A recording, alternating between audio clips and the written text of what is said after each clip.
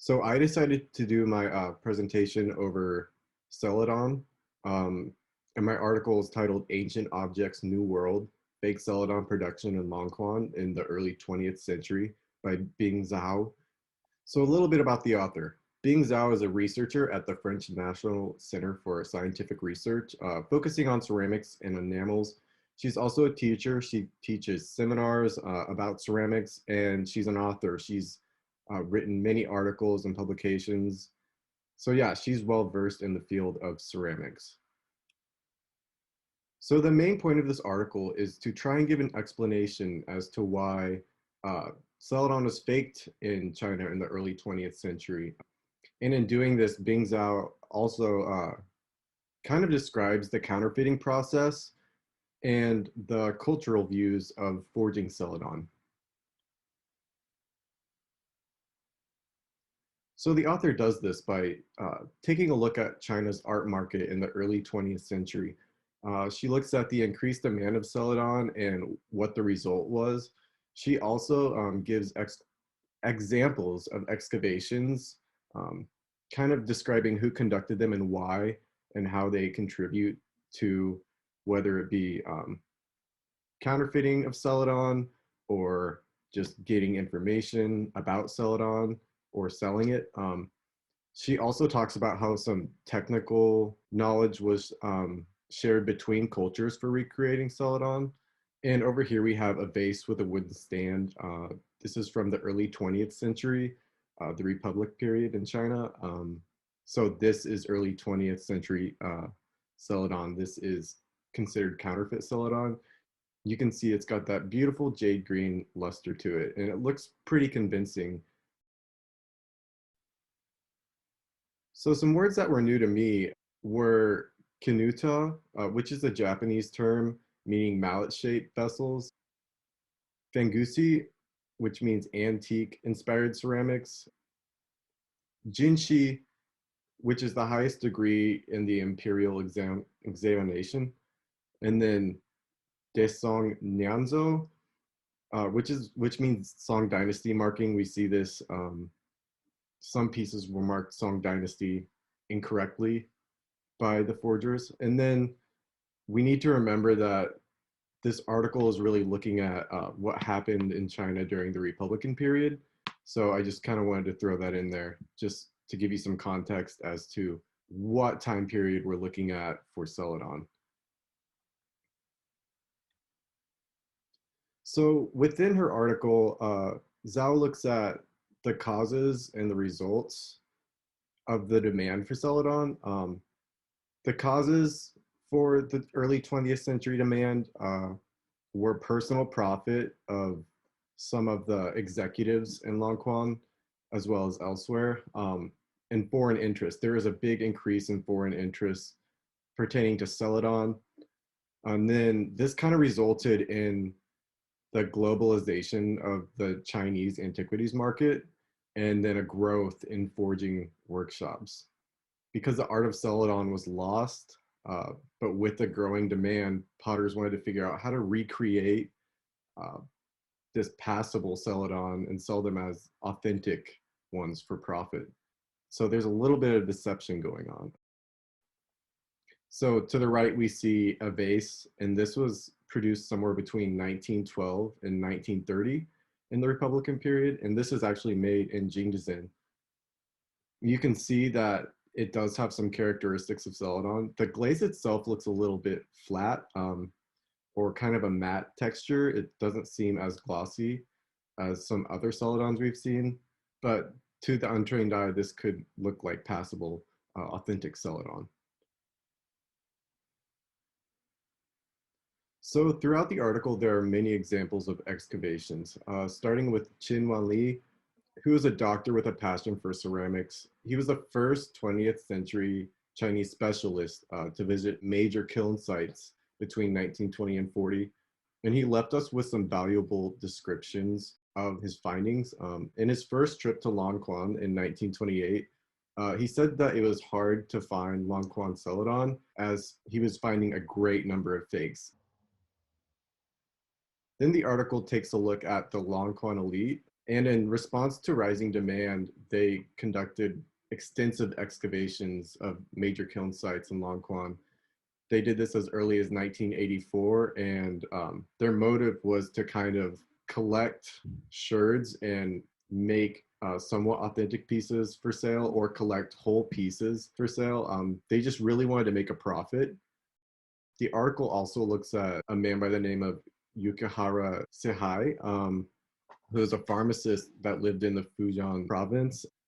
And he did yearly excavations at the Daio kiln sites. And he would recover ceramics from these kiln sites and refire them almost every time and improve the glaze quality prior to reselling them. He would also add painted floral motifs to originally monochrome pieces. And he did all of this in an effort to make uh, these ceramics more attractive to the Japanese market. And to the right, we see a sherd. This is a base of a bull from the Song Dynasty. And this is kind of what these potters and forgers were looking at as reference to make their fake Celadon. The article also takes a look at the art market between Japan and Longquan, and Japan's role in the production of fake Celadon. Um, the author claims that artists like Yukihara helped in forming a stronger link between the Japanese market and Longquan because the Japanese forgers had already figured out how to make Longquan style ceramics. Um, and while the Longquan potters were still trying to figure it out, so the Japanese kind of beat the Longquan potters to figuring out how to make Celadon. It seems like this led to an exchange in information about the techniques used in recreating Celadon, which makes sense because the Japanese potter's production and the Longquan potter's production of Celadon pieces were very similar. And to the right, you can see this is kind of what the Canuto term is referring to. This is a vase with dragonfish handles, and it's a mallet shape. That's kind of what Canuto means. And the author did, however, want to point out that there isn't a lot of documentary evidence to back this claim up, but it really seems possible that the Japanese played an important role in the revival of Celadon. The article then takes a look at counterfeiting workshops and kind of what went on in this area during the early 20th century. So Xianzong was the first identified counterfeiter in Longquan, and he used sherds as models. They were pretty good at looking at the glaze and body characteristics and trying to make replicas. And then after he was identified, there was a rise in forging. In reference to these counterfeiting workshops, the article also takes a look at technique. Each workshop had their own technique for production and aging, as well as their own dealers who had traveled to the workshops themselves to place the orders. And then looking at the aging methods, they would often dunk them in acid or bury them and slightly chip the rims to kind of give them an aged look. Not all pieces were intentionally aged, and it would be up to the buyer to age them themselves. The author also takes a look at the quality of these counterfeit Celadons. While some of these Celadons were historically accurate to authentic Celadon, others had inaccurate dynastic markings that didn't really make sense with the time period they were trying to imitate. It kind of seems like the Longquan pottery forgers of the Republican period weren't able to distinguish like Yang to Ming style pieces from the Song style antiques. So these two images are kind of an example of Song Dynasty on the left and then Ming Dynasty on the right. So you can see some similarities and differences, but the potters weren't really able to distinguish between the two and might put some motifs from one time period on the wrong style piece. This takes us to the economic motive in Longquan, why were these potters creating fake Celadons. The Longquan elite, like Qin Zuhan, who was a local elite member during the Republican period, wanted to create a new cultural identity within Longquan, and he thought that reviving the Celadon itself would revive the local economy. And producing successful fakes was seen as an honorable act at this time, where the forgers, in comparison to the potters of the past, would be seen as equals. This kind of gives us a new perspective as to the cultural perception of forging and makes it appear less negative. However, this is still an act of deception, as they are creating inauthentic products and selling them as real ones.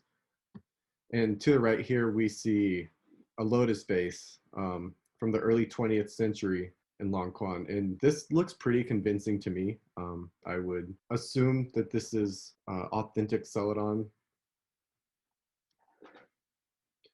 So the article wraps up by stressing the importance of the context in which we look at fake Celadon production. Although the art market itself is crucial in analyzing fake Celadon, it's not the only contributor. And we need to look at the historical and social context to get a better understanding of what went on and why. So this article gave good depictions of like cause and effect, um, as to why certain things would happen. It was pretty informative, although it was kind of hard to understand. She did give a lot of examples, but they didn't really flow together. There wasn't a break from one section to the next, and maybe that would have been helpful. She did good examples of like excavations and what people found and how that led them to recreating Celadon. But overall, this article was kind of hard for me to read. And then here is my works cited with the article and the images. And thanks, guys.